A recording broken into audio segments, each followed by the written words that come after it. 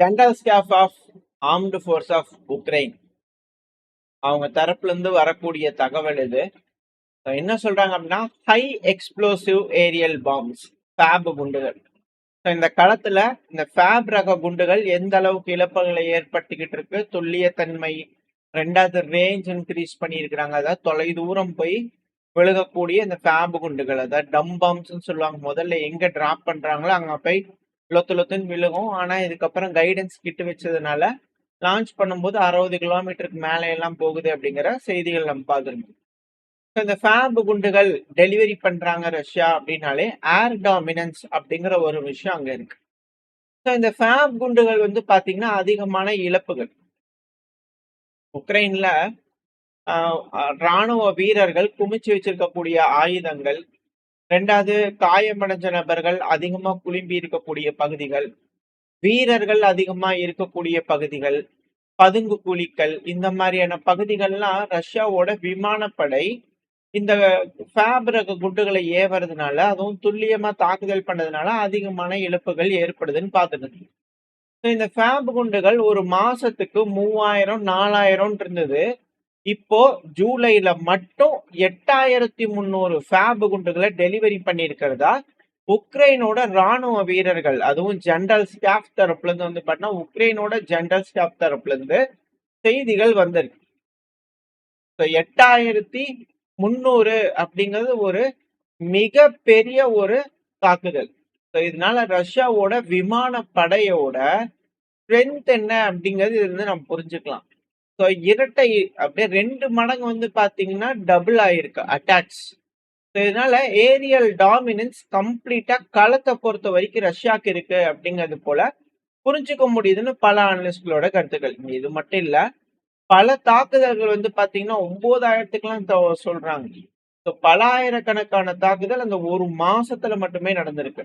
ஆவரேஜா நம்ம பார்த்தோம் அப்படின்னா ஒரு நாளைக்கு தோராயமா 200ல இருந்து 250 தாக்குதல்கள் நடந்திருக்கு. ரஷ்யா உக்ரைன் மேல பண்ணியிருக்காங்க கைகலப்பு. இந்த இருதரப்புலையும் மாறி மாறி வீரர்கள் அடிச்சுக்குவாங்க இல்லையா, எம்எல்ஆர்எஸ் தாக்குதல், எல்லா தாக்குதல் கம்பைண்டா பண்றதுலயே அந்த அளவுக்கான தாக்குதலோட விகிதம் இன்க்ரீஸ் ஆயிருக்கு.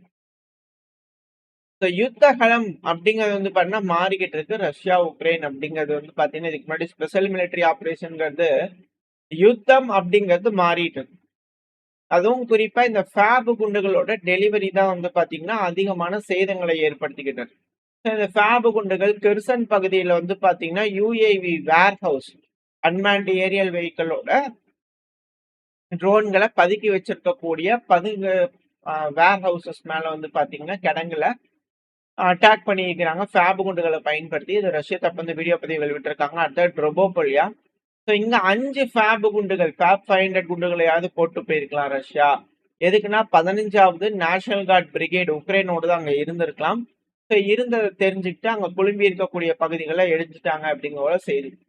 அடுத்த வில்லினவ், இது சுமி ரீஜன்ல வந்து பண்ண குறைஞ்சது 4 ஃபேப் ரக குண்டுகள், 500 ரக குண்டுகளை போட்டிருக்கலாம். 101வது டெரிட்டோரியல் டிஃபென்ஸ் பிரிகேட் அங்க குழும்பி இருந்ததுனால நாங்க அது மேல தாக்குதல் பண்ணோம் அப்படிங்கிறது போல ரஷ்ய தரப்புல இருந்து வந்து பாத்தீங்கன்னா செய்திகள், வீடியோ பதிவுகள் இது போல விட்டுக்கிட்டு இருக்காங்க.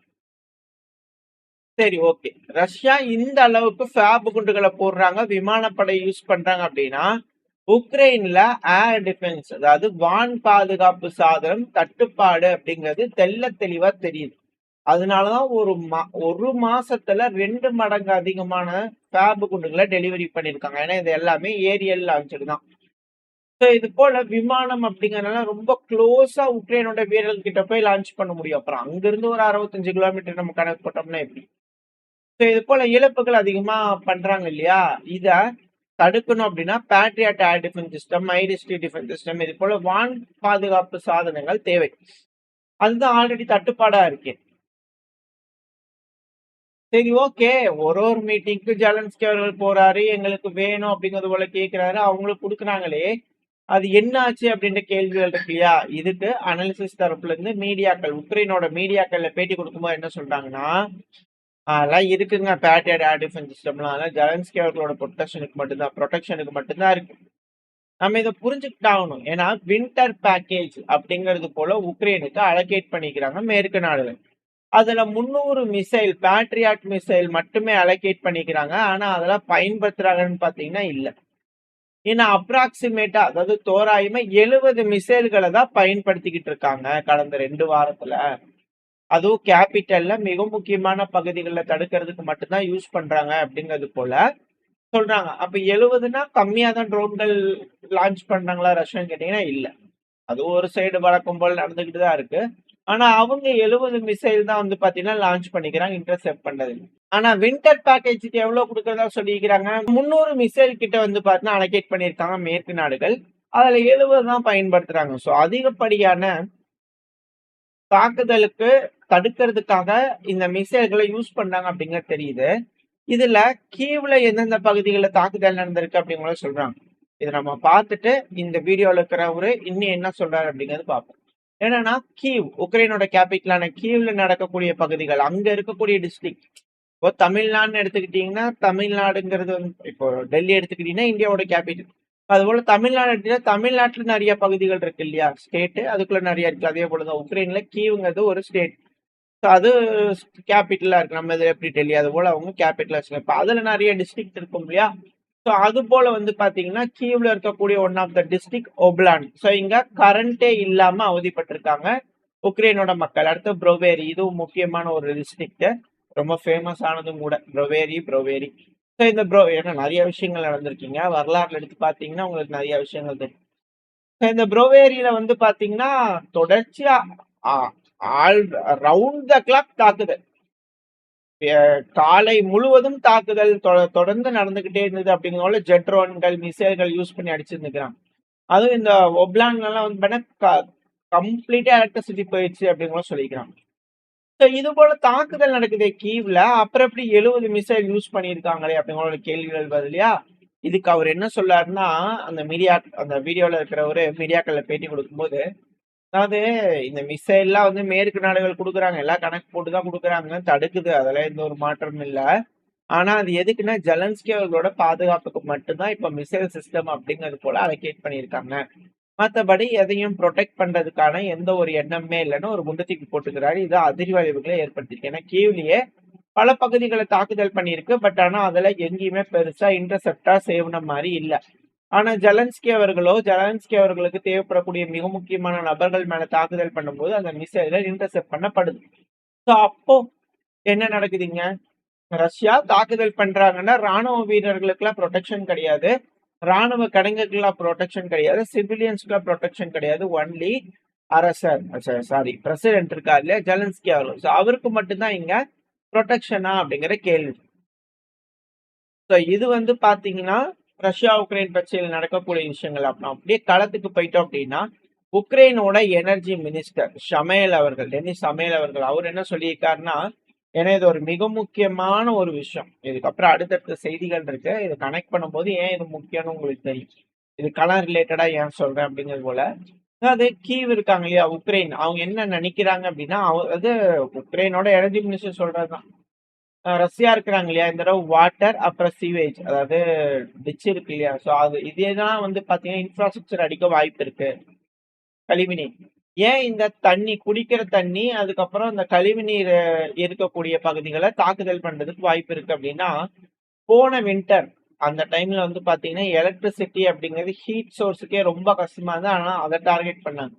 ஆனா இப்பெல்லாம் வந்து பாத்தீங்கன்னா வாட்டர் தான் ரொம்ப பெரும் ரிஸ்கா இருக்கு. அதனால வாட்டர் ஃபெசிலிட்டியில அடிக்கிறாங்க ரஷ்யா அப்படிங்கிறது போல குற்றச்சாட்டுகள். இதுல சமைகள் அவர்கள் வந்து பாத்தீங்கன்னா என்ன சொல்லிக்கிறாங்கன்னா, உக்ரைனோட மினிஸ்டர், எனர்ஜி மினிஸ்டர், உக்ரைன் வந்து இது போல ஒரு ப்ரெஷரை வந்து பாத்தீங்கன்னா சொசைட்டி கிட்டயும் ரஷ்யால இருக்கக்கூடிய மக்கள் கிட்டயும் அங்க இருக்கக்கூடிய தலைவர்கள் கிட்டயும் வந்து பாத்தீங்கன்னா இதை விதைக்கணும். அதுக்கு தான் இந்த லாங் ரேஞ்ச் ஸ்ட்ரைக் அப்படி கூட உக்ரைன் தரப்புன்னு சொல்லிக்கிறாங்க.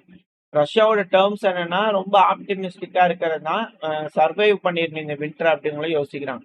ஆனா அதுக்கு முன்னாடியே இவங்க வேற ஏதாவது செய்யலாமா அப்படிங்கிற யோசிச்சுட்டு இருக்கிறாங்க. அதுதான் நல்லா தெரியுது.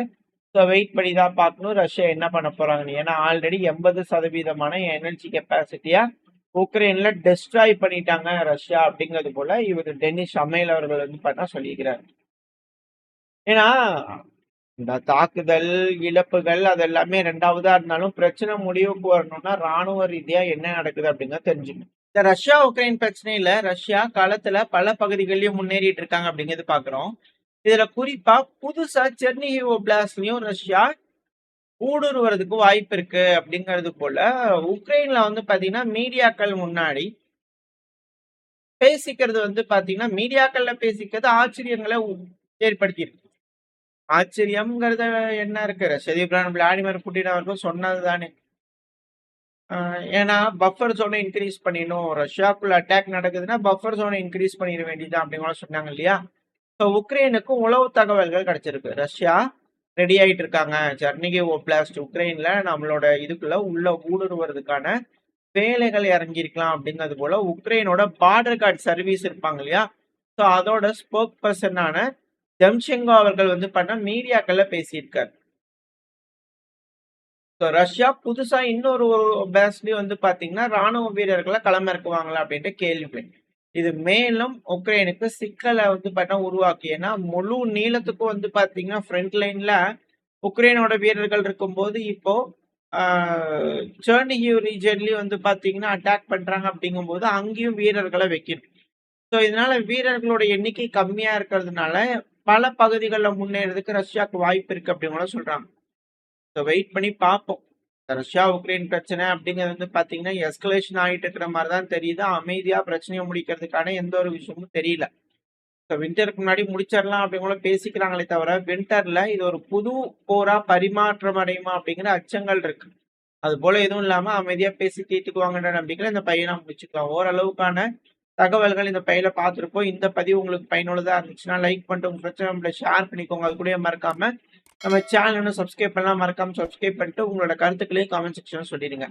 இந்த பதிவு நல்லா இருக்கும்னு நம்பிக்கையில் அடுத்த போய் உங்களை சந்திக்கிறேன். Stay safe, by.